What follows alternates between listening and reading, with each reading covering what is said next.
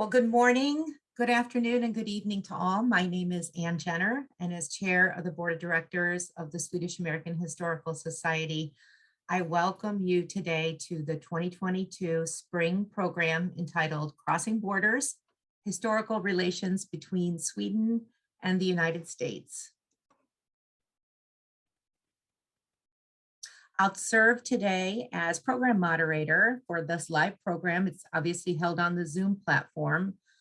We ask that you keep your microphones muted during the program, and we welcome you to ask questions during the Q&A by putting them in the chat or asking to have the microphone at the end of the program. Before I turn the microphone over to the Society's president, Phil Anderson, I'm going to provide a little bit of information about today's speakers. Leading today's program will be Hjorthén. He has a PhD in history at Stockholm University and is a senior lecturer in American Studies at the Swedish Institute for North American Studies at Uppsala University. A former president of the Swedish Association for American Studies and 2018 recipient of the Lubat Prize from the Royal Swedish Academy of Letters, History, and Antiquity. Autumn is the author of Cross-Border Commemorations Celebrating Swedish Settlement in America, which is published in 2018 by the University of Massachusetts Press. And he's co-editor of the newly published Swedish-American Borderlands, New Histories of Transatlantic Relations, which was put out in 2021 by the University of Minnesota Press, and which this program has grown out of. Autumn currently serves as the associate editor of the Swedish-American Historical Quarterly. One of the speakers is Jennifer Eastman Atterbury, and she's a professor of English at Idaho State University, where she teaches folklore. She's the author of Pole Raising and Speech Making Modalities of Swedish-American Summer Celebrations, which was published in 2015 by Utah State University Press. And Up in the Rocky Mountains, Writing the Swedish Immigrant Experience, a 2007 publication by University of Minnesota Press. In 1998 and 2011, she served Fulbrights in Sweden at the University of Gothenburg and at Uppsala. And her current book project is the study of Swedish-American historical legends and local history writing. Angela Huffman, another speaker, is an associate professor in the Department of English at Uppsala University in Sweden and the director of studies for the doctoral program in English. Angela completed her PhD in English at the University of Minnesota Twin Cities, where Nils Hassemo was one of her major professors. Angela's research interest in Swedish and the language of community cookbooks began in Lindsborg, Kansas, her hometown, where she graduated from Bethany College. She has two children, Esbjörn and Vivica, and she's an active volunteer in Uppsala Cathedral, where she also sings in Collegium Cantorum, one of the adult choirs. And finally, we have Dr. Adam Call, a professor of anthropology at the University, or at Augustana College in Rock Island, Illinois. He and his co-author, political science, Dr. Margaret Farrar of John Carroll University, have been conducting ethnographic and historical research in Bishop Hill, Illinois for a decade. Bishop Hill was founded by Swedish immigrants in 1846 as a communal society in the 20th century, and it was placed on the National Historical Register. Today, it has mixed farming and tourism economy, and more recently, a large wind farm was built with Bishop Hill at its center. The work of their book examines, or their research examines negotiations at the intersection between history, heritage, tourism, economy, and clean energy futures. Again, we are recording the session today, which will be made available through the website of the Swedish-American Historical Society. And thank you all for being here. I'm going to turn the microphone over to the president of the Swedish-American Historical Society, Phil Anderson. Thank you, Anne. And I add my warm welcome to everyone attending our spring program today, our members and our friends, and many friends from other Swedish-American organizations and from Sweden. And some of you may be new for the first time. So again, a very warm welcome. This is the 5th consecutive online meeting we've had, our 2 meetings a year, spring and fall. And we hope to be in person again, if possible, next fall in Chicago. So look for that news. We are not sure exactly where we will be, but it's good to be on Zoom. We've learned, as many of you have, how our networks and audiences just expand through the opportunities of being together in this way. For those of you who may not know a bit of our history, we were founded in October 1948 as the Swedish Pioneer Historical Society. And this followed the immensely successful Swedish Pioneer Centennial celebration in 1948, commemorating roughly the centennial, the 100th anniversary of the beginning of the mass migration of 1.3 million Swedes to North America between 1840 and 1930. We changed our name in 1983 to the Swedish-American Historical Society, but our mission, of course, has remained the same in preserving and interpreting the Swedish-American experience in America, as well as a deepening understanding of the historical relations between the United States and Sweden. And today's program will speak directly to these relations, which have so many dimensions in the past and in ongoing ways. The Society has accomplished its work through the years and into the present in 3 primary ways. Through our publications program, we have published a quarterly journal since 1950, which is of interest to scholars, of course, but also lay readers and contributors from both of those areas. We've been involved in books, both in publishing on our own, but also in collaborative efforts with other primarily university presses. So through the years, we've done probably around 3 dozen books. And then twice a year in March and September, we publish a newsletter of items of interest and news of the Society. Secondly, we have a preservation program. Our archives, which is known as the Swedish-American Archives of Greater Chicago, and therefore somewhat regionally limited to that area, is housed in Brandell Library at North Park University. And thirdly, we have an extensive variety of programs, 2 a year in the spring and the fall, often including conferences and symposia, special speakers and themes, and numerous tours in the past throughout the United States and Sweden. So these are benefits that we offer to our members. And we thank you for being a part of the Society. And if you're not, please go to our website and consider joining. We would love to have you. A big program coming up, of course, if you've done the math since 1948, is that in October of 2023, we will celebrate our 75th anniversary. And plans are beginning to unfold for that. We hope to be together in Chicago, where the Society has been based from its beginning, with a combination of programs during the day, conference or symposium, an archival exhibit of our history, and an evening celebration of dinner and program and recognitions. So look for that in our newsletter and social media and other ways that we will inform you of what our 75th celebration will be.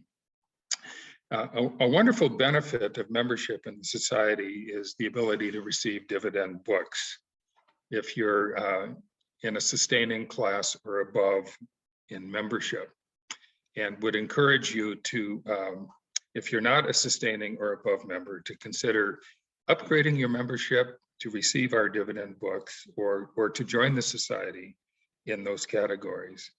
You're also able to publish a wide variety of books at discount. You can go to our society website for that. But today we're celebrating the 2022 dividend book of the society, which has gone out in the mail. And if you have not received it yet, you will very shortly. So I will turn things over to Dr. Hjorthén to introduce the program and our speakers and guide the program. But once again, thank you very much for being with us. And especially thank you to our presenters today. Adam? All right. Hi, everyone. It's really good to be here with you. Thank you, Phil. Thank you, Anne, for the invitation to come and talk to all of you today. I'm also really happy to be joined by three of our contributors to this book, Adam Call, Angela Hoffman, and Jennifer Atterbury, who you will hear from soon. The program that we have created for you is that we will each have a presentation of about 15 minutes or so, give or take. And I will start by saying something about the sort of book at large, how it came about, the larger kind of arguments that we are trying to make in this book, and then I'm going to pass the word over to the other presenters. But I'm going to try to share my screen with you, and just as Anne said, if you have any questions, try to keep them to the sort of general Q&A that we'll have after all presentations, but also feel free to write your questions down in the chat as we speak, if you feel like it. Okay. All right, I hope you're all seeing this in the correct mode. So as been mentioned already, I mean, we're really pleased and happy that this is the dividend book for the year for the Society. And with we, of course, it's myself and Dag Blanck, who many of you know, I'm sure, is my co-editor of this volume.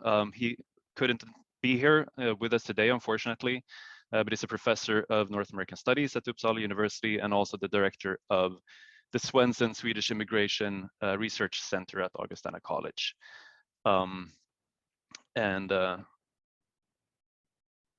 yes, so the book, this is the cover of the book, right? And it was published last year by the University of Minnesota Press, and it's a publication. It came out of a research network that we formed a couple of years ago.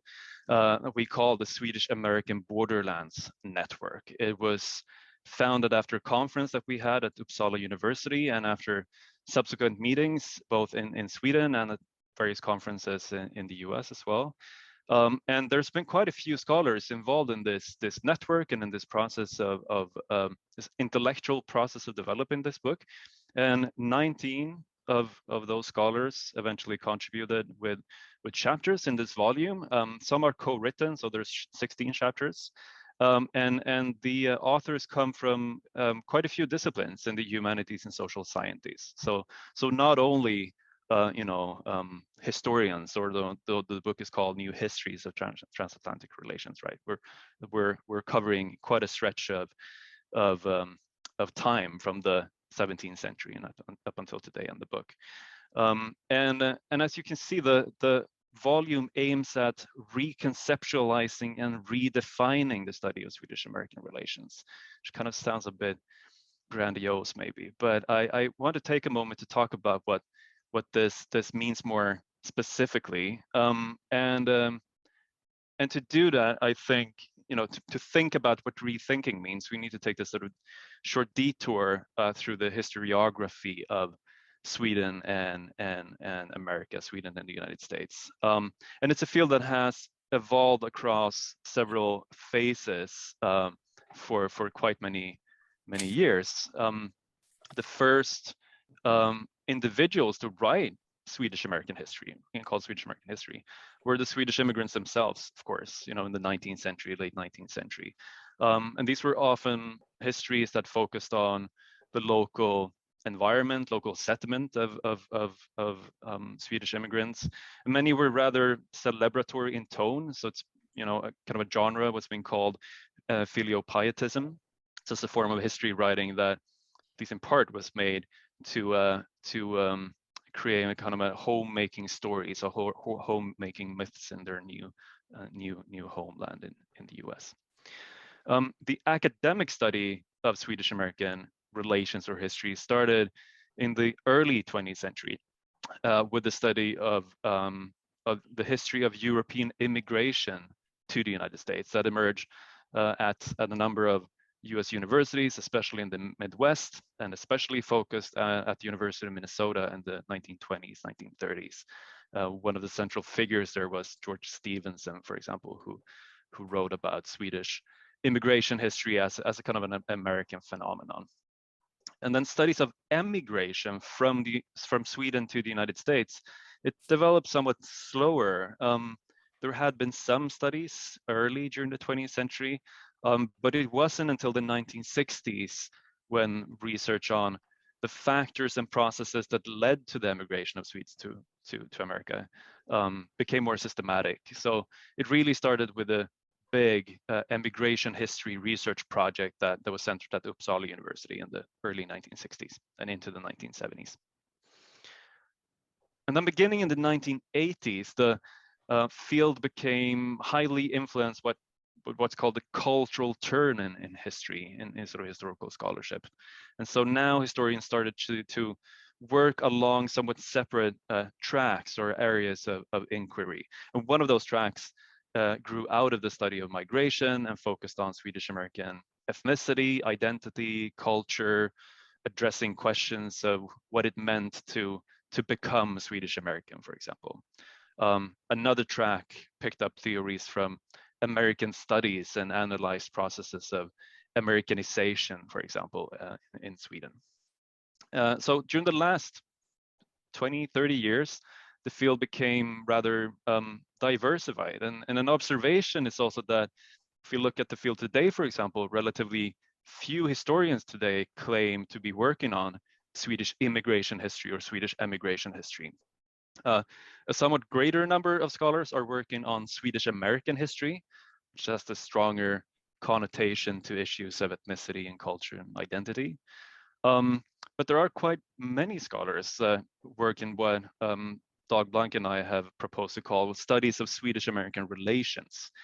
So these are scholars that in some way work on connections, kind of broadly defined, between Sweden and the United States, both historically and in contemporary perspectives.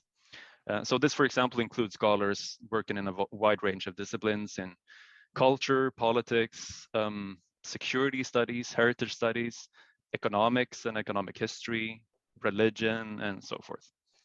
And so that is kind of the broader field that we try to contribute to with this volume here and this idea about borderlands and Swedish-American borderlands.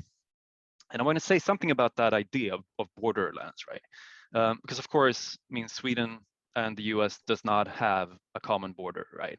Separated by a vast ocean. But this idea of borderlands, the concept of borderlands has a deep kind of scholarship and meaning of its own in North American history.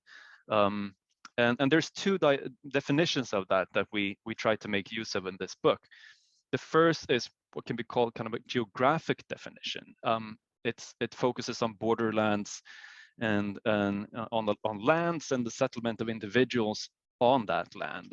So it mostly associated with colonial North American history in the 16th and the 19th century and connected to boundaries and frontiers of expanding Spanish, French, British, and eventually US empires. And so an important dimension here in this geographical definition are encounters, how encounters are negotiated by indigenous populations in the face of dispossession and depopulation. And then there's this other dimensions, called a more conceptual definition that is not as clearly connected to geography, but concerns studies of identities and ideas and cultures and knowledges. So it concerns transnational exchanges and flows across borders of culture and identity and so forth.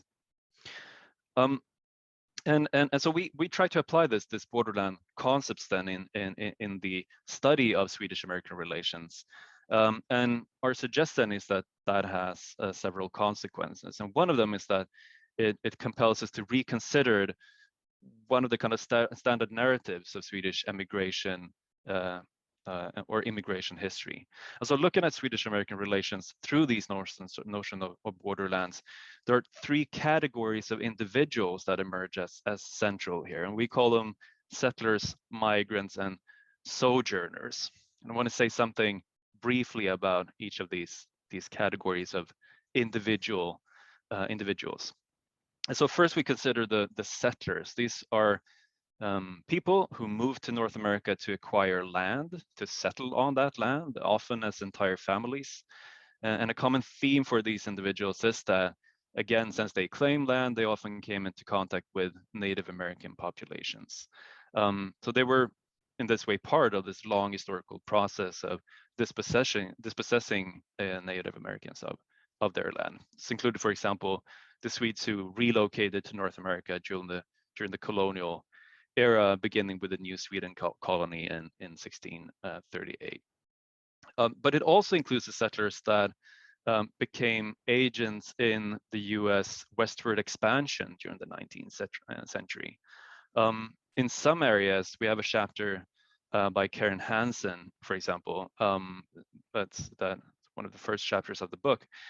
So in some areas, Swedish and other Scandinavian settlers continue the process of Indian dispossession well into the 20th century, so quite late, by taking advantage of the opportunity to purchase land on Native American reservations. You see here, for example, an image of a plat map from the Fort Berthold Indian Reservation in North Dakota. I mean, the print is tiny, I'm sure you can't see it, but the names printed on these allotments are both indigenous and Scandinavian names. So this is an example that Karen Hansen draws from, for example, we're on in her chapter. So in this long era of settlement, it accounted for around 160,000 persons that left Sweden and settled in America. The second group are migrants. And so here we consider the mass migrations as what's been called the children of capitalism by historian John Bodnar. So these were Swedes that were looking for jobs, essentially, in the rapidly expanding American economy and industrial sectors. And most people moved mainly to urban centers, Minneapolis, St. Paul, Chicago, New York, Rockford, Illinois, and so forth. So this was kind of a logic of urban migration that differed in significant ways from the settler colonial logic. So, for example, return migration was much more frequent within this group. And by applying this distinction between settlement and migration, it becomes clear that, first of all, Swedish migration began later during the 19th century than often claimed in previous scholarship. But also that it didn't end in the 1920s. So there's still today, for example, a flow of migrants from Sweden to the US, right? It's a smaller, but still a really meaningful volume. A contemporary example of this, for example, is Svea International, right? It was founded in the 1980s by Swedish immigrant women who more recently have come to the United States, this important organization, right? And then the third and final category are what we call sojourners, because of course, not everyone that made the Atlantic crossing can be labeled settlers or migrants, right? We're also people who traveled for leisure, education, science, business. And one of the earliest examples of this was the botanist and naturalist Per Kalm, who visited America in the late 1740s. He was one of Carl Linnaeus' students at Uppsala University. And this group has had a significant impact after the Second World War as mass tourism emerged as as a phenomenon, right? So between 2008 and 17, for example, Swedes accounted for an average of over 500,000 arrivals to the US under non-immigrant status. We can compare this actually to the volume of migration, because in the peak year of Swedish mass emigration to the United States was 1887.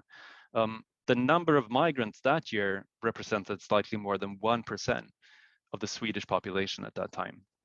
And as a comparison, the number of Swedish arrivals in the US in 2015 amounted to more than 6% of the Swedish population. So this is a group that is significant and needs to be sort of taken in consideration, we think. And the question is then, what effects have these movements had on Sweden, on the US, on Swedish-American relations?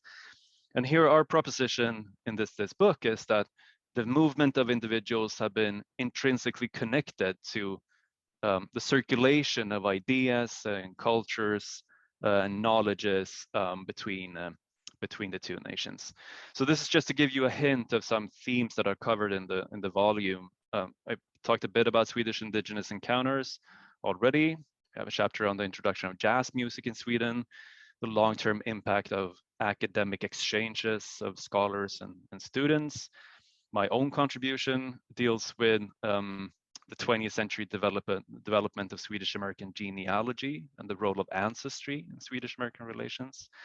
And not least, of course, in a moment, you'll hear more about experiences and legends of migration, cookbooks and heritage language, and cultural heritage tourism focusing on Bishop Hill in Illinois. And lastly, to sum up then, it's something that emerges by reading all of these books is again how this movement of people across the Atlantic have related to the circulation of ideas and knowledge and so forth.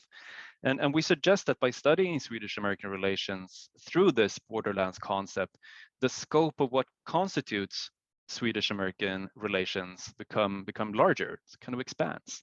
And the volume shows that, while studies of migration will always have a significant position within the field, it's no longer necessarily the central area of study. It will always be important, but it's not necessarily the central area. With that being said, the chapters do show the persistent role of individual movements across the Atlantic. And it's important to acknowledge here as well that this has been tied up with changing transportation and communication technologies, for example, right, which has affected the ability to move and to have transatlantic exchanges.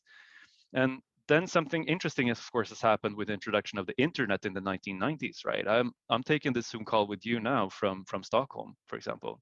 And so now in the age of Zoom, the question is whether transatlantic relations are undergoing a dramatic transformation where individual movements might not be as important as they once were. But that's something for future scholars to study, I think.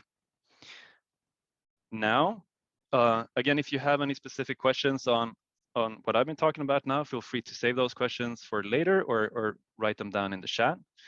Now I want to turn the word over to Jennifer Atterbury. So please, Jennifer.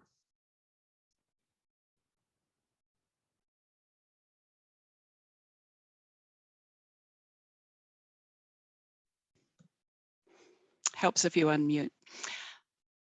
Thanks so much, Adam, for that great introduction to the presentations today and for your leadership in putting the volume together. It's great to be here with everyone in the Zoom space. I'm seeing many familiar faces and familiar names. And it's especially an honor to have been included in the American Borderlands book alongside contributors like Adam Hjorthén, Angela Hoffman, and Adam Call. I want to begin by acknowledging that here at Idaho State University, I'm located on land that is the traditional and ancestral home of the Shoshone and Bannock peoples. I am grateful for the land itself and the original caretakers of it to move beyond acknowledgement to engagement You can visit the Shoshone-Bannock tribal website, where you will find the current issues that the tribe is concerned about, which are focused on water and fisheries. My contribution to the Swedish-American Borderlands book is from the perspective of folklore studies. Folklore is our informal culture, communally held, that is both formulaic and variable. For folklorists, how people understand the physical world in their everyday informal lives is guided by folk cultural ideas. That includes ideas about borders and landscapes. In my chapter of the book, I examine ideas about borders and landscapes through one kind of folklore, the legends that Swedish Americans tell about having settled in North America. Legends are the narratives that we tell as true, or tell to examine the truth value of hard to believe or hard to verify events. Legends can be told orally, but they are also transmitted via media of various sorts, including writing. To gather together a good corpus of Swedish-American legends about the migration experience, I've turned to local histories in which authors and editors often compile a lot of legendary material from the families who were involved in migration and settlement. I've gathered 279 legends from 61 histories of localities in the Midwest and West, where there was a dominant Swedish immigration population. For a larger book project, I consider the full range of legends found in these local histories. But for the Borderlands book chapter, I looked much more narrowly at how borders and landscapes are represented in legends. Specifically, I looked for story motifs, tableau scenes, and plots that appear repeatedly. Motifs are small story units, an action, object, or character. Tableau scenes are combinations of motifs that appear repeatedly together as a recognizable story unit. Plots are recognizable series of motifs and tableau scenes with a story arc. In my chapter, I identify three categories possessing combinations of these story units: disembarkation narratives, transplantation narratives, and landscape event narratives. And today I'll provide a quick example of each and talk a little about how these stories reflect immigrant understandings of borders and landscapes. There are many legends in which disembarking from a ship or a train and the events immediately following disembarkation are prominent tableaus. These stories represent how ancestors felt disoriented in a new, confusing environment and dramatized the adjustments they had to make as they began to adopt a new national and ethnic identity. Often these narratives hinge on language and cultural differences and point to the immigrants' preparedness or lack of preparation for the physical, economic, and social challenges that they encountered. Here's an example. My dad remembered getting off the train at the Union Depot and walking down Washington Avenue in Minneapolis in the early 20th century and feeling like he didn't have a friend in the world and he didn't know what on earth he was going to do. Here he was in this strange new land. He didn't know the language or anything. All at once, he heard some people speaking Swedish, and he said it was the sweetest sound he had ever heard in his life. And so he rushed over there, and there were three fellows, and he started talking to them. And before they were through talking, they had lined him up a job working on the railroad. These images of arrival and the disorientation and adjustments that came with arrival emphasize how migration is like a rite of passage, in which a person moves from one status to another status, and during the transition is in a liminal, suspended, and in-between state, neither Swedish nor yet American. In these disembarkation narratives, we have a literal border being crossed, the national border between the USA and areas outside the USA. But the border crossing is represented more specifically by highlighting the transportation used by the immigrants, either at the point that they leave the ocean ship on which they have crossed the Atlantic, or at the point they disembark from transportation that has taken them inland to a settlement place. As the immigrant crosses this border, they realize how fully different their new location is. The border crossing makes them vulnerable. In most cases, the narratives attempt to resolve this vulnerability through reassuring the audience of later generations that the immigrant was eventually successful. Although in my corpus of legends, there are also narratives in which not everything turns out all right. There are stories about losing children at Castle Garden, for example, and about being scammed by a Swedish-speaking huckster. A second category, transplantation narratives, concerns the way immigrants transplanted their culture to the landscapes of the Midwest and West, which they perceived as unoccupied and available for settlement. They brought with them from Sweden their ideas about what farms and towns should be. The folklorists, Lisa Gabbert and Paul Jordan Smith, talk about this process as turning space into place. They use the term space for apparently undifferentiated spaces into which people move. They say it is through material folk culture that we create places. I think it is also through our storytelling, in which we imagine ourselves into a space that is new to us. There are many motifs and tableau scenes in the transplantation narratives.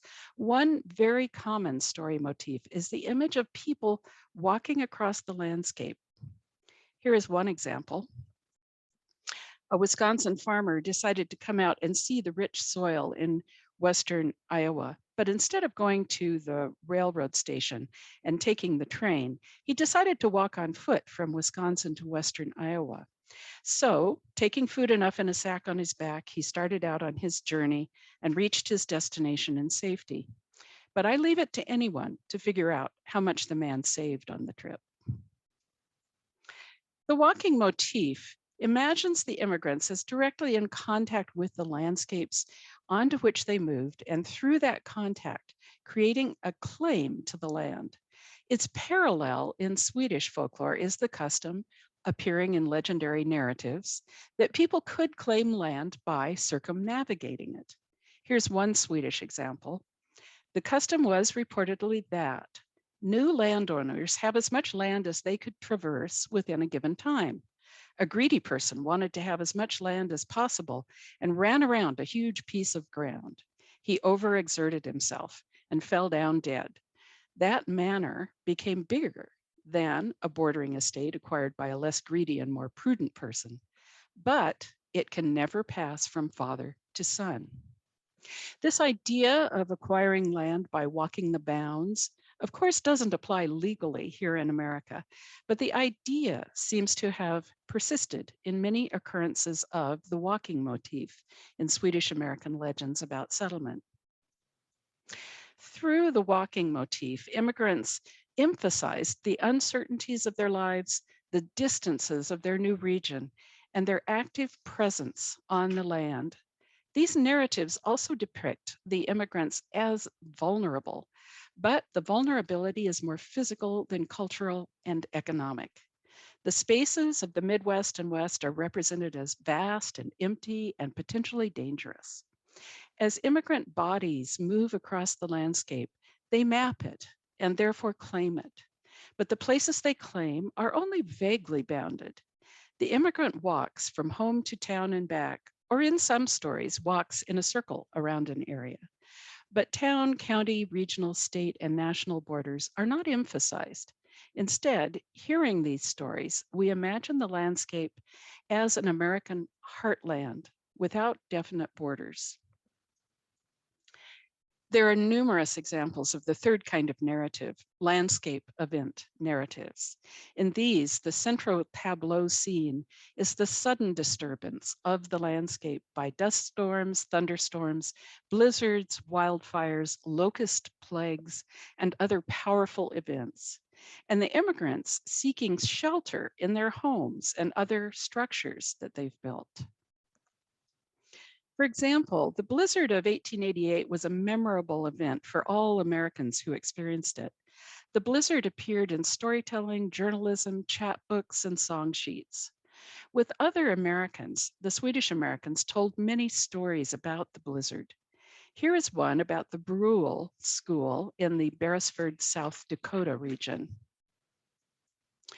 The storm came early before the settlers were prepared for it. The weather had been calm and beautiful. Children were in school. As the day lengthened, winds came up suddenly, and a snowstorm was coming across the prairie. Peter Larson quickly went to school to get his children. He told the teacher, "Keep the children here. Do not let them go because the weather is so bad." Jens Peter Larsen, a farmer who lived a mile west, came to the Larson home with a concern for his children. He'd found his way by using a stick and tapping along the fence line. He had to stay at the Larsons overnight. In the morning, the weather had cleared, so the men went to the school to see how the children and their teacher had withstood the storm. A comment made by 10-year-old Chris Erickson, who evidently didn't like mush, said, "If I'd had mush, I would have eaten it." These dramatic, unpredictable landscape events place the characters at sudden risk and imperil all they have built. Told from the point of view of descendants, the stories feature protagonists who are survivors through their resourcefulness in using the built environment, such as Larson's using a fence line as a guide. The built environment is featured as providing shelter in houses, school buildings, outbuildings, and even haystacks. In the landscape event narratives, immigrant bodies are even more physically vulnerable than in the transplantation narratives. A blizzard or tornado or locust cloud or prairie fire invades the landscape, sweeping quickly upon the immigrants from great distance and often from above. The bounded spaces that the immigrants have created become very important in these stories as they are perceived as safe refuges from the threatening events. In their legends, the immigrants imagine their border crossing into America as a liminal and risky moment. Once they have made that passage from emigrant to the new status of immigrant, they imagine the landscapes into which they landed and in which they created places as disturbing and potentially dangerous. Against those dangers, the places they built become important havens against the natural world. We know the full documentable range of migration experience included many kinds of experiences, ordinary and exceptional, good and bad. But when they turn their experiences into stories, it is with a certain emphasis. It was risky to get here, they tell us. This landscape holds dangers. We had to work hard to claim the land, and we were vulnerable. But we survived to tell you about it. Thanks very much for your attention.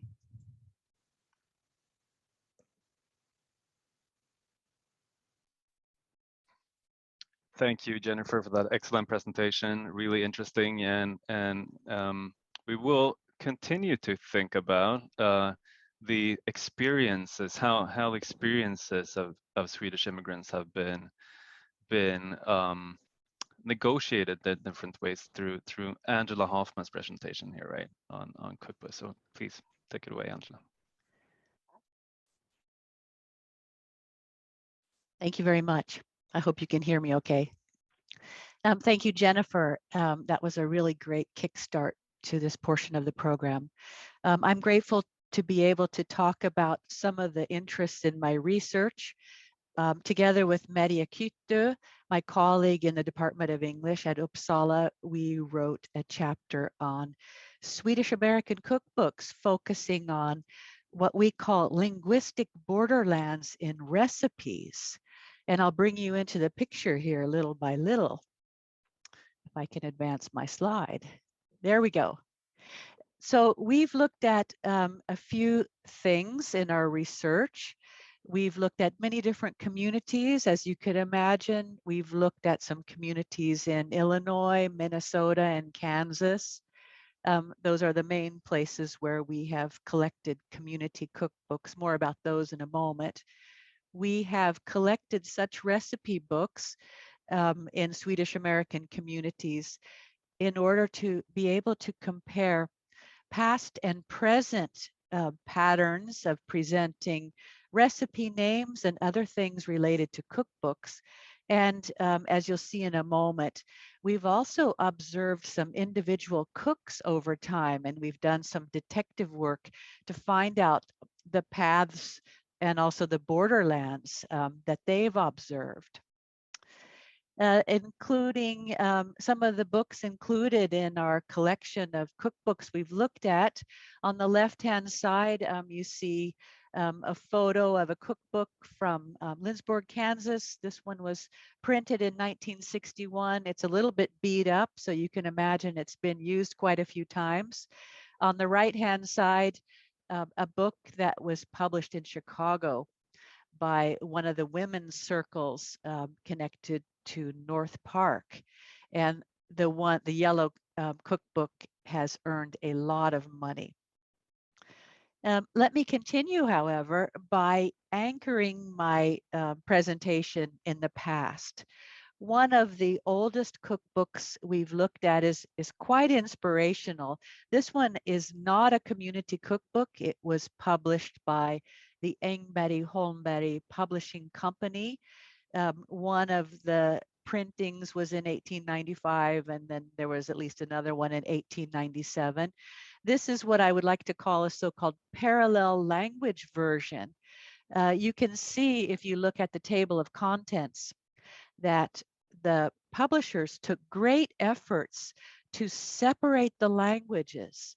So the alphabetical list of the index, the numbered list of chapters, I'll get it right in a moment, is in Swedish on the left-hand side of the table of contents. And of course, it's fully translated into English on the right-hand side. Those people were very bilingual, and I emphasize very because they were extremely careful to separate the languages. Now, I'm saying that because that's not always the case, as we'll see in a moment. But the so-called parallel language edition that I showed you, in metaphorical terms, maintains borders between languages. So we were quite inspired by the conceptual models that Adam Hjorthén and Dag Blanck presented as part of their book on Borderlands. And we can see in that particular Chicago cookbook that everything on the left-hand side of a page is in Swedish and everything on the right-hand side is in English. Quite remarkable. However, as you've already guessed, that's not the only way to present cookbooks in which some of the recipes are in Swedish and some are in English. Sure, some of the recipes can have names that are completely in Swedish and some can have names that are completely in English. But as you can see hinted on this slide, I'm suggesting that there is a so-called mixed language zone. And I'll give away some of the endings of this talk already. Most of the time, if there is mixed language, it's in the name of the recipe. It's not actually in the instructions for the recipe. If anyone's interested in more information on that, I can perhaps speak to that in the Q&A portion. What I would like to say first before I start showing you some examples of Swedish-American community cookbooks is that these cookbooks, they display bilingual encounters. Obviously, some borders are carefully maintained, other borders, and now I'm speaking metaphorically, they are open. they allow language to be mixed. As these are cookbooks and they're cultural, they help explain cultural information. The cookbook committees, most of the time, they're volunteers, and the recipe writers, we can see them metaphorically speaking as agents. And I have to highlight these words because they're not literal, but they are metaphors, that they're operating across culinary borders, food borders. More on that in a moment. My hometown is Lindsborg, Kansas, as you heard Anne say. There is quite a tradition in printing community cookbooks. One of the series, not the only one, but one of them is called Measure for Pleasure. That's the main title. And the subtitle varies a tiny bit, but it has to do with featuring Hyllningsfest smorgasbord recipes from Lindsborg, Kansas. What we can see in those books, and now I will dig into some of the more linguistic items of our study, we can see that some of the recipe names are indeed written in standard Swedish. So skorpor, knäckebröd, we see that underneath the main title of the recipe, then in parentheses, the habit or the approach in Lindsborg is then to put the English translation. How we've decided to define standard Swedish is if we could find the name of the recipe in a Swedish dictionary, or if we could find it online in an online recipe collection in Swedish, Czech, then we call that standard Swedish. And just jumping to the third bullet point, in a panel study, an acceptability panel study, we asked a group of people who are Swedes in Sweden, is this recipe name standard Swedish? If they all said yes, then check. We call that standard Swedish. Now I'm setting this up because not all recipe names in the Lindsborg cookbooks are in standard Swedish. Here you can see a screenshot of one of my mom's favorite recipes. This one is bruna bonheur, which is not the way that it would be spelled or pronounced, of course, in Sweden. What we have here is a nice example of what's known as heritage Swedish. So it's Swedish that's been passed down in generations of Swedish Americans in my hometown. Obviously, the spelling of bonheur is not the way that it would be spelled in Sweden in Swedish dictionaries. And also our acceptability panel said, no, that's not Swedish.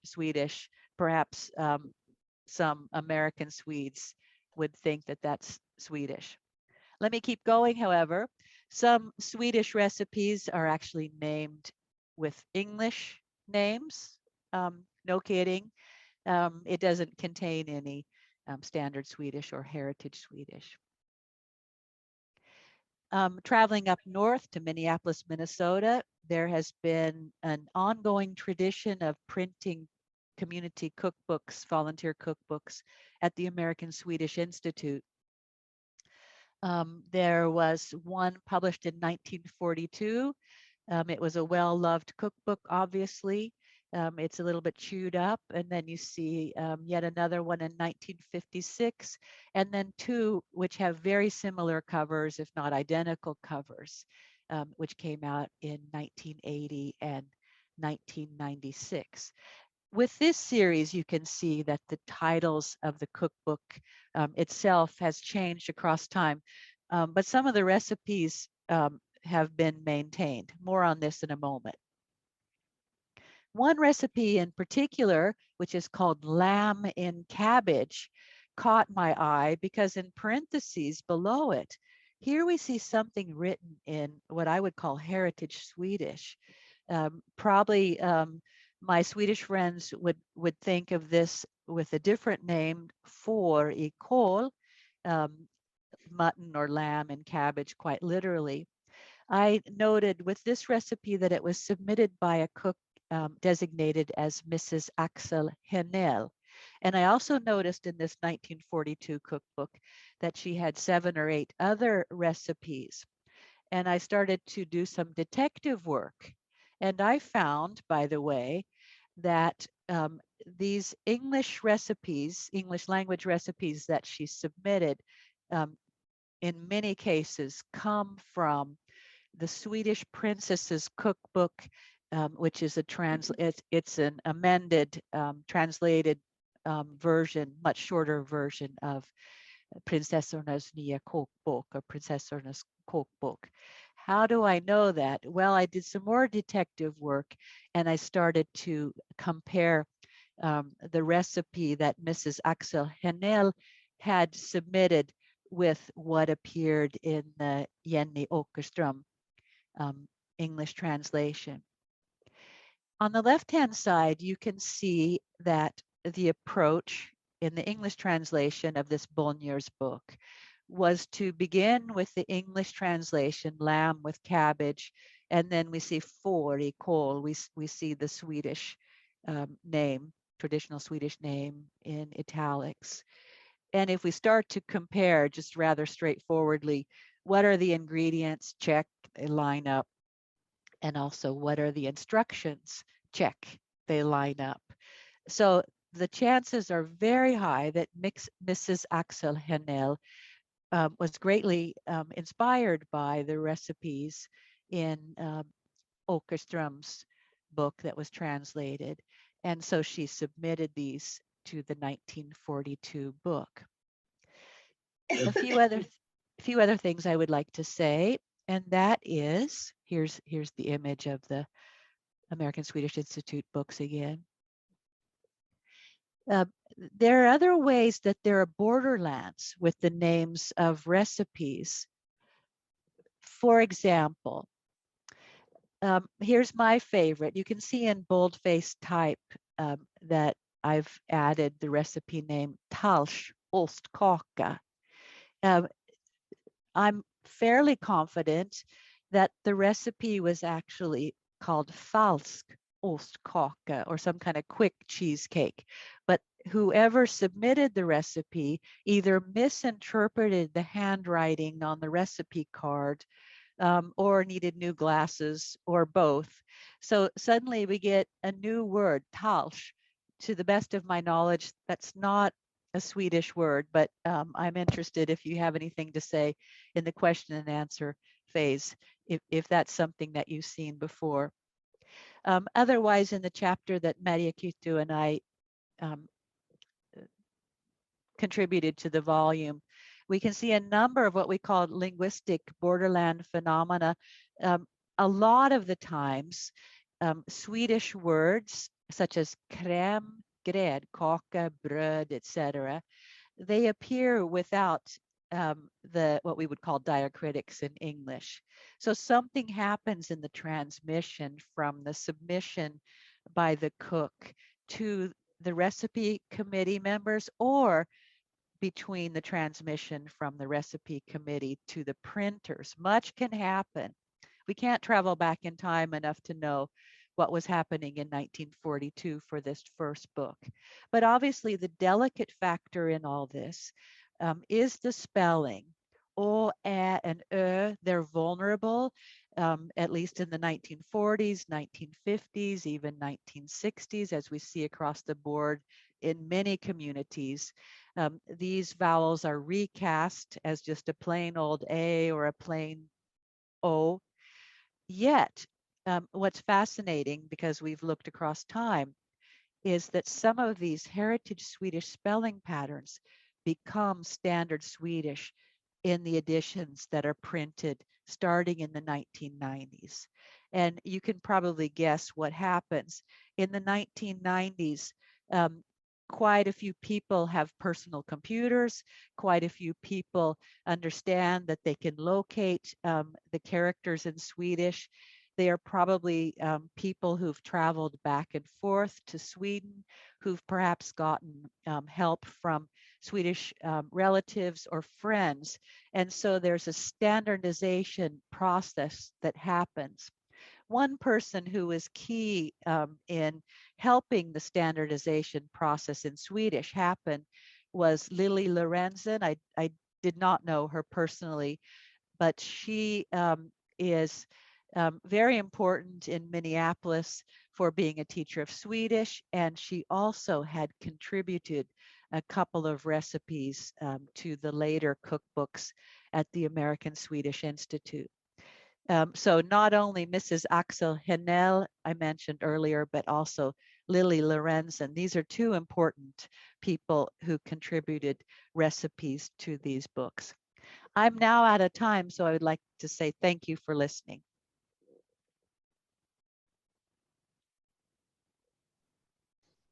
Thank you so much, Angela. Really interesting presentation, and please again keep your write down your questions for Angela in the chat, and we'll get back to them soon. We're going to be continuing the conversation about the effects and long-term effects of the Swedish migration to the U.S. in different ways now with Adam Call, our next presenter. Yeah, and I'll ask Adam if you would share the screen with my PowerPoint. I'd like to thank the SAHS and Phil Anderson for the invitation today, and Adam and Dag for including me and my co-author, Margaret Farrar, in the book project. It's been really fun. And Angela and Jennifer as well for presenting some really interesting papers today. I think there's some really interesting resonances across all of our work. And yeah, the thing I will be talking about today is a case study on Bishop Hill, Illinois, which is often cited, there's some debate about this, but it's often cited as one of the earliest settlements that started the more kind of mass migration to North America in the 1800s. So in one sense, it could be considered part of the borderlands that Adam mentioned at the beginning about immigration history, but in fact, as you'll see, Margaret Farrar and I, my co-author, we're much more interested, in fact, in the kind of more metaphoric borderlands that are produced today in the process of creating heritage out of history. So with that, we could advance to the next slide. So we have been conducting ethnographic and historical mixed methods research in the village of Bishop Hill for over a decade. In fact, it's a very small town in the prairies in the western edge of Northwest Illinois, about 125 people today. So just to give you a kind of context, it's really a village, in fact. And it has a really colorful history, which Margaret wrote this fantastic sentence summarizing the early foundation. A charismatic messianic leader establishes a communitarian sect with his followers from Sweden, but is murdered only a few years later by an interloper in a romantic dispute. So it's got a very colorful origin story. And this means that people really enjoy telling the origin story about the history of its founding. So Eric Johnson was murdered in 1850, and eventually the communal colony, as they call it, dissolves in 1861. And you know, there's a whole series of events that led up to that dissolution. And since then, you have a whole history that we've been hearing about cultural assimilation into American society, but then later preservation of the buildings they built, which I'll show you pictures of in a minute, and now tourism, heritage tourism that is developing today. So advance the slides, please. So as I said, we are less interested in that colorful origin story than we are in how people understand it today and how they use that history today. So if history is what actually happened in the past, heritage, by our definition, is how we deal with it and what we do with it in the present moment. And so heritage includes both remembering the past, but also, in fact, forgetting some of it. So there's a kind of selection process that happens in our sort of filtering of the complexities of history and how we tell those stories today. And we argue, and this kind of gets us into that metaphoric borderlands kind of concept, we argue that history is porous and it spills into the present. creating this kind of heritage borderlands. So today I'm going to talk about a couple of examples of how that's done through preservation efforts in the village, preserving buildings, actual structures. Also the really interesting and kind of colorful paintings of a man named Olaf Krans, starting in the late 1800s. And then the heritage tourism that we see today. All of these processes, all of these examples are examples of how that complex history gets turned into heritage. So advance the slides, please. So yeah, the first example is this preservation effort. And here you can see some of the really beautiful structures that the early colonists built. They actually imitated some of the Shaker colonies out east and visited them to figure out how they could build buildings that would work for their communal society. So you can advance the slides here. So we would think of buildings and material objects simply as historic, right? So they're just objects that come down to us from the hands. These bricks that you see placed into the buildings are simply historic objects, correct? Actually, if you think about the preservation process today and the whole history of it, and this extends throughout the 20th century, really, especially since 1946, the 100-year anniversary of the founding of the village, this is really when people start thinking about how they should really preserve some of these buildings for future generations. And so Bishop Hill Heritage Societies formed. A historic district is established in the town. Eventually, the village is placed on the National Historic Register. And in all of that process, in that process of establishing it as a historic site, decisions are made about what should or should not be preserved.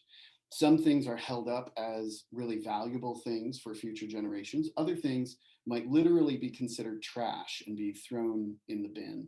These are decisions we make in the contemporary moment about history. So this is a contemporary process, not a historical one in one sense. So you can advance the slide. So I have a couple of quotes here. So this is from an interview we did with a local person who said, "There's a gentlewoman's agreement that the external parts of the building can't change. We want to keep the buildings and the look of the town the same, but at the same time, the building committee," so there's a whole committee for this that makes decisions on your behalf, even if you're a homeowner. "When you go for approval, it's perfectly fine what you do inside the building."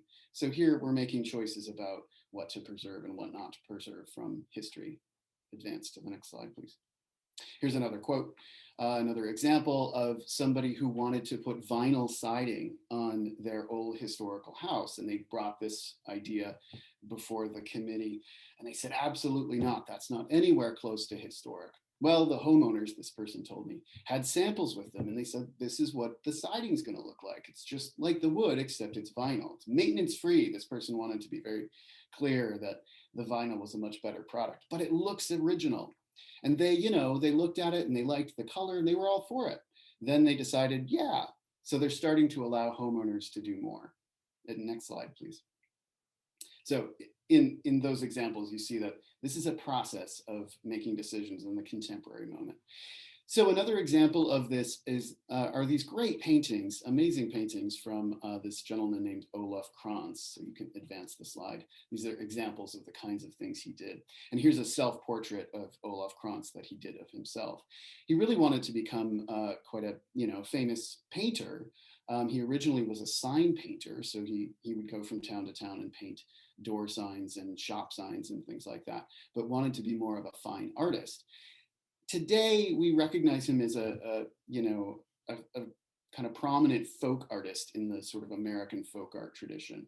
He did a lot of these kind of portraits of the early colonists that you see in this slide. And a lot of these paintings, the largest collection of his paintings, are actually in a museum run by the state of Illinois in Bishop Hill itself. So you can go and see the fantastic collection of his work today. Please advance the slide. So he depicted a lot of scenes from the early colony days like these, but actually, in fact, he started painting them in 1896 when there was a kind of memorialization of the founding of the village itself. So he emigrated with his family. He was, I think, about 10 years old when his family arrived in Bishop Hill. So he was a small child during the colony days itself. But he didn't start painting until the late 1890s. And so he's painting from memory. You can advance to the next slide. He's painting from memory, his own memories, but also from stories he was telling, or he was being told from elders. So people who, he was a young boy, so he didn't, have perhaps accurate memories of the colony days. So he would be told stories about what it was like during this communal period, and then he would paint from other people's memories. And then he also just kind of painted some things that he thought might have occurred. So he was kind of painting fictional scenes that might have been realistic, but were fictional. So this is 2 or 3 times removed from actual history, from the lived experience of history. So one reviewer of his work has called this undisguised nostalgia. Advance to the next slide, please. So we see kind of expressions of his paintings today as if they are kind of ethnographic, accurate depictions of what was going on in the colony. But, pamphlets like these or postcards, like you see here in this slide, are really, in this sense, sort of 3 or 4 times removed from the actual lived history. But we use them to kind of reimagine what it must have been like to live in the colony days. Next slide, please. And there are some of these kind of forgotten histories in his paintings as well. There's one particular painting, it's a very odd painting in some ways. It's called Helbom in the Indian, and it depicts a local comical legend that was told in the early days. And Jennifer, your folkloristics, there are various tellings of this legend. It's hard to know if it actually ever happened, but there are kind of written texts, but here's a visual text version of this story in which, the story goes that there were kind of bands of native people moving through the area, which terrified the Bishop Hill Swedes. And so they sent out Mr. Helbom, who was kind of 6'5" or something like that. And they dressed him up in bear skins to go scare off this native person. So here you have a depiction of it. I don't know if you can see, the native man has a knife in his hand. So there's a lot of danger and tension in this picture. But of course, it's kind of a ridiculous story in the sense that I think if actual native people saw this Swede dressed up in bearskins kind of ambling towards him across the fields, I think the fear from the native person would be how strange this Swede was behaving, not that they would really think it was an actual bear. But this is an indication of something that was happening historically that is often erased in the history of Bishop Hill today, which is that the Black Hawk Wars, the Sauk and Fox, had just been driven out of this area by people like Abraham Lincoln in the US Army just a few years before the founding of the village. So here we have a little hint of this other whole history that is happening in the kind of settlement of this supposedly empty area of the prairies. Next slide, please. And then today, we have a lot of heritage tourism that happens in Bishop Hill. This is a major part of the economic kind of underpinning of the village today. Next slide. So tourists go to Bishop Hill for various reasons. Sometimes they're not all that interested in the history, although it's fairly dramatic. They might get a bit of that story, but maybe they just go for lunch or do a little shopping. So there's that kind of tourism. But a lot of people do go there to tour the place, to understand that history. And in that process, the tourist experience often is a kind of filtering process. So people are trying to see certain aspects of that history and filter out other aspects. So I have a few examples of that. Next slide, please. So here's a quote from a tourist that really, I think, gets at this notion. She said to me, "I always say to myself, what was it like back then? Here we are standing here, the structure is still the same, but what did everything around it look like? What was going on around this place when people still lived there? Sometimes you can catch that individual feeling. It makes me feel emotionally charged." So here she is, literally trying to see some things and not others. She's trying to filter out the modern structures that exist in the village, and really imagine people walking around from that colony era. Next slide. And this is actually backed up by some quantitative data that we collected. I won't get into this graph too much, but just to say that quantitatively, if we ask people what their motives were for coming to visit Bishop Hill, things like dining and shopping actually kind of overwhelm things like history and heritage. And in fact, actually, history and heritage are pretty high in this graph, but really, if you dig into more specific things like immigration history or the Jansenist religion itself, they rate very low, actually. So I think really what people are looking for is a kind of performance of history rather than history itself. Next slide, please. And this is really brought out in the tourist literature too about the place. So when I say tourist literature, I mean the tourist industry itself kind of produces lots of texts about the place that are really romantic and kind of sanitize and Americanize the history of the place. So here you have a couple of examples of that. This is a tourist pamphlet.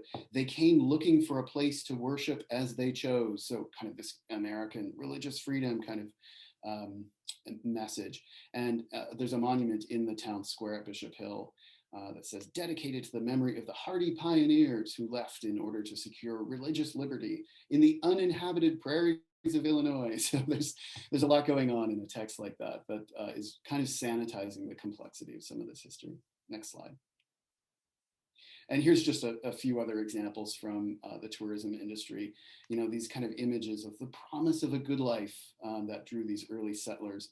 A visit to Henry County will conjure up thoughts of a simpler time. And you see this kind of in the way Bishop Hill residents talk about the place themselves. So this bottom quote, you have people who are just interested in the time period that Bishop Hill represents, a simpler time before the Civil War. Next slide. But this is an interesting simplification of history, right? What was history really like in the 1830s and 40s? You had this really bloody conflict called the Black Hawk Wars that had just swept through this region of the area. And the Johnsonists were, an interesting group. They thought Eric Johnson was the second coming of Christ. In fact, he later proclaimed that he was not just the second coming, but actually a better version of Jesus Christ. So, he had some very kind of interesting religious views, and they were into book burnings. They had mass weddings. So this was not a standard American kind of religious community. And as I said at the beginning, there was an actual posse that kind of came through town to try to kidnap Eric Johnson's niece because she was involved in a romantic relationship with an outsider, and that actually led to Eric Johnson's murder in 1850. They laid him out in the colony church, expecting him to rise from the dead, of course, but one historian says the only thing that rose was the stench. So very kind of dramatic.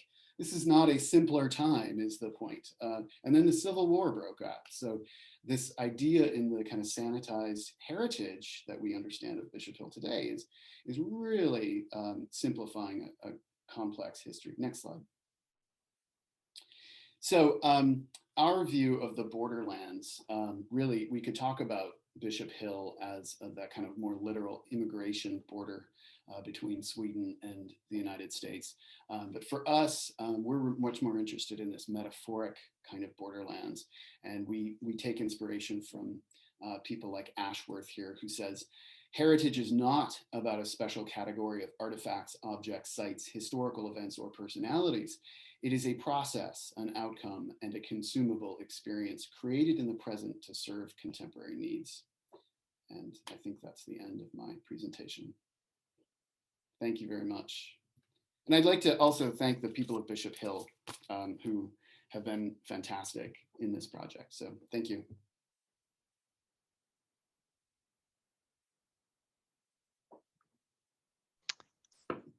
All right, thank you, Adam, and thank you to all three of our presenters.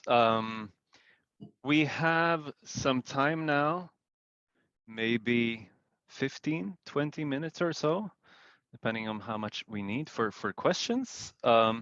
So I believe that we have a couple of questions in the chat that I thought we should begin with, but please write your questions in the chat and I can read them, or raise if you click on the reaction button, you can raise your sort of virtual hand if you want to pose a question, unmute yourself and pose a question. But we have two questions in the chat to sort of start us off with.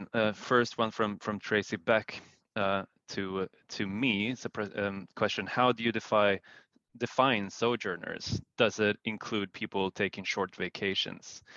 And the short answer is yes. That's basically our definition of it. Is people who travel for, could be shorter or longer periods, but where the end goal is not to stay for work or for family reasons. It's different kinds of shorter short-term stays. And again, what is considered to be short-term, right, has varied across time, right? Short-term today can be a weekend, but it wasn't a weekend during the 18th century, right? It was for a longer period of time. So, but that's how we define that. And then a question, I believe, to Angela from Angela Tarvi. Who were the printers producing these cookbooks? Could some of the spellings include typos made by printers not familiar with Swedish? Yeah, thanks for those two questions. In most cases, the printers were family printing businesses within the neighborhood or the community, or a local newspaper which also took on small printing jobs. Those tend to be the ways forward. I like the second question on Charlotte, where you asked, couldn't some of the mistakes been introduced by the printers? That's entirely likely. I would, however, like to mention two things. And one of them, when it has to do with the Swedish letters O, Ä, and Ö, at least in the Lindsborg, Kansas cookbooks, I can see that when I look at the printed version, that someone has taken the time to put a little O, to put the little circle above the A, to try to bring the text into what the editor thought was more in line with standard Swedish. In Minneapolis, I found something extremely interesting in one of the introductory texts by the committee. And I'm now talking about the books that were printed in the 1990s. There's a nice passage in the introduction where the committee members speak at length or write at length about heritage recipes. And they say, and I'm going to read directly, we agreed that a heritage recipe could not be called heritage unless it reflected the individuality of the person who sent it. It was important that it be identified with that person's name. It meant, this is the good part, a minimum of editing, adhering as much as possible to the exact wording and method as was suggested in the recipe that was received. We did not want to lose this touch. And then they go on to say that they understand that some of the recipes that were submitted were spelled what they call phonetically.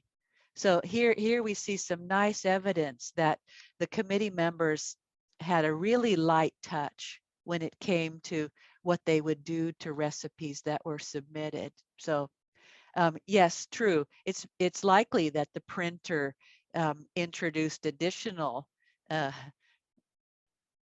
what should I say, features. I don't want to say mistakes, but additional variability, more variability to the names of the recipes. But there are also these other factors at play. Thank you.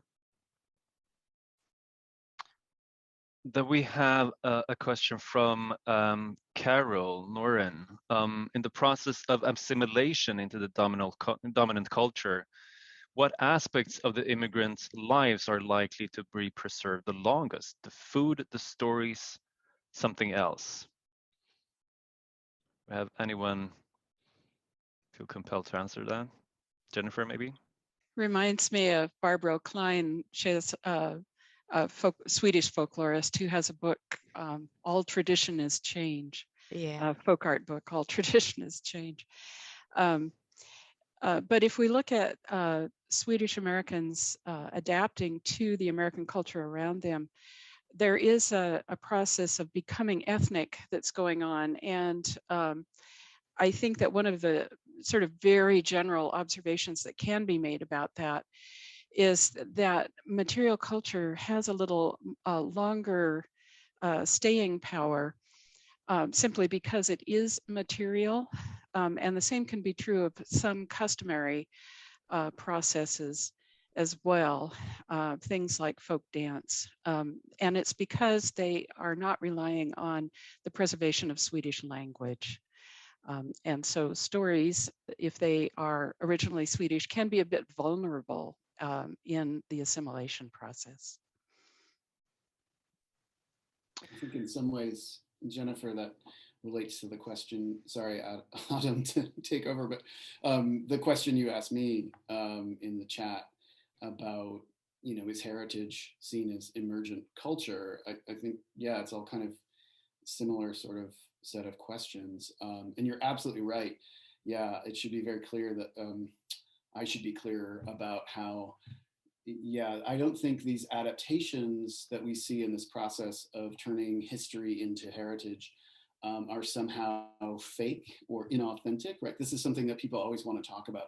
What's the true story? What's the authentic version of this history? What's the most authentic way of preserving these buildings or these recipes or stories?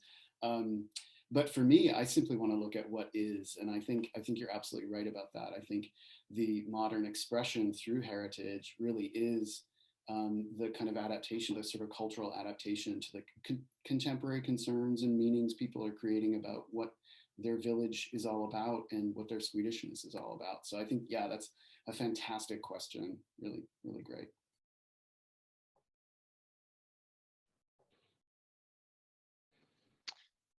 All right. From what I can see, I don't think we have any other questions at the moment in the chat. Do we have any other? Oh, now I see Ann-Charlotte's hand is up. Yes, go ahead. Yes, just a footnote to the previous comments about what remains. It's pretty clear that body memory, body language, and what lives in the body from childhood, from upbringing, stays.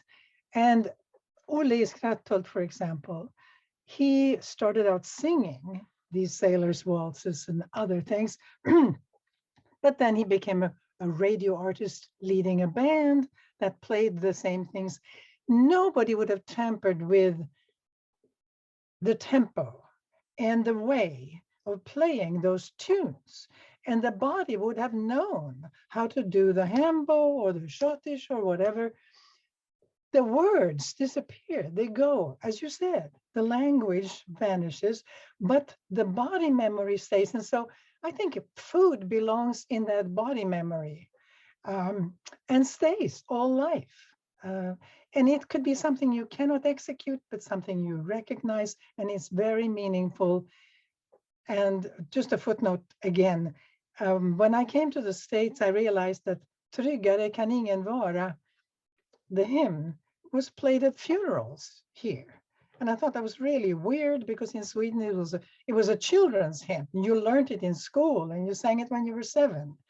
But here it was a funeral hymn, and it makes perfect sense if it is both inoculated when you are very young and then stays with you, and it becomes something to hang on to at the end, wish for, or the family wishes for. So it's like built into your senses. Thank you.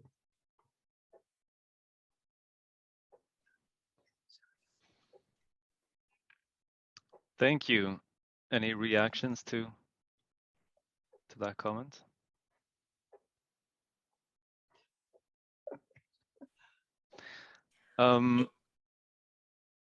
Any other questions or comments from the audience? I think I'm seeing a question here from Phil in the chat Oh, maybe I for missed that. Oh, I'm so sorry. Adam Or Cole. oh, there it is. I'm sorry, Phil. Great. Thanks. Thank you, Jennifer, for pointing it out. Okay, so last year was Bishop Hill's 175th anniversary. In terms of history heritage, how was it observed? Yeah, that's a great question. There was a speaker series that I took part in this fall. That was one of the events. I think there's some other kind of commemorations happening. There's a group of Swedes that are arriving in about 2 weeks that are coming, and we'll be touring Bishop Hill. Yeah, so they did mark it in a few different ways. But yeah, they're always struggling out in Bishop Hill because they have lots of events and not enough funding. So they're always trying to kind of manage what they can do with limited funds. So there wasn't a huge amount of fanfare around it, but there was some commemoration. I can add to that. I mean, we've been talking now, all the three presenters and also several of the questions now have dealt with different ways in which, people on both sides of the Atlantic during the 20th and into the 21st century had tried to make sense of the migration, right?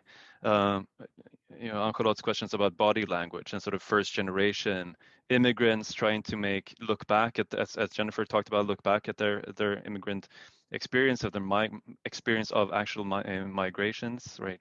Traversing various kind of boundaries and borders. And then moving into the 20th century and how immigrant communities and also their children and grandchildren and so forth, and also sort of on a broader community level have tried to make sense of this as memory, as heritage. And I think this is actually something that we in the book, it's kind of a common theme or a thread in the book that several chapters touch upon. And so this is kind of, and it's an area that I've been working on myself on as well. And so I think that this is kind of an area where there are quite a few scholars at the moment actually doing quite inventive and really interesting work. And I'm really happy that we have covered some of this interesting research today. We have one more question here in the chat now, and I believe it might be for Angela from Jean Balderston. Do local Midwest accents reflect Swedish pronunciation? Oh, that's a good question. One person who can really answer this, someone who's not here right now, is Professor Joseph Salmons at the University of Wisconsin. He's been carrying out some studies with his doctoral students, not just on Swedish-American or Scandinavian-American accents in upper Midwestern communities, but even German ones.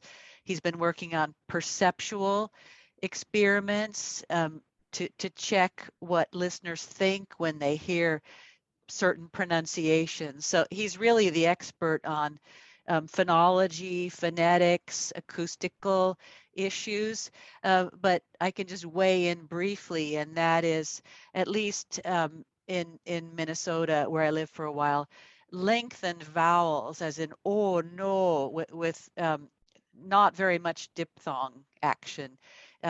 That I always think of as being influenced by the Scandinavian languages. I grew up in Kansas, where we don't have that to that extent. We really have a lot of diphthongs, but I would go out on a limb and say lengthened vowels, at least longer vowels than what most Americans would use. Otherwise, I would refer to Joseph Salmons.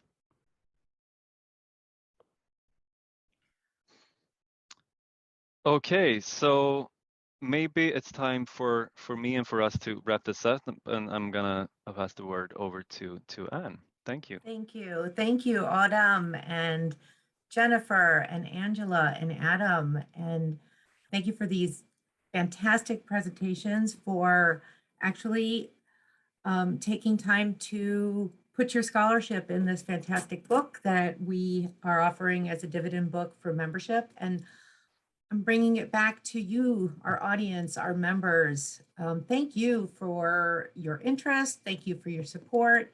I'm putting a link to membership in the chat. If you haven't had a chance to become a member, it is through membership that we support scholarship like this. And I have a poll for people here, I would like to know who is a member, who's already supporting us with membership, who is not yet a member, and who has just joined based on this program. We thank Phil Anderson, our president, for leading us this year and every year that he has done for many decades. And we hope to see you at future programs. I am going to share the poll and show that most people are members. And some people haven't become members yet, but again, our membership link is in the chat, and we hope to see you at our fall program, whether that is going to be an in-person program or another online presentation is yet to be determined. But we are looking forward to building up to our 75th anniversary year next year, the year 2023. And we're happy to have you here today. Thank you, everyone. Thank you. Take care.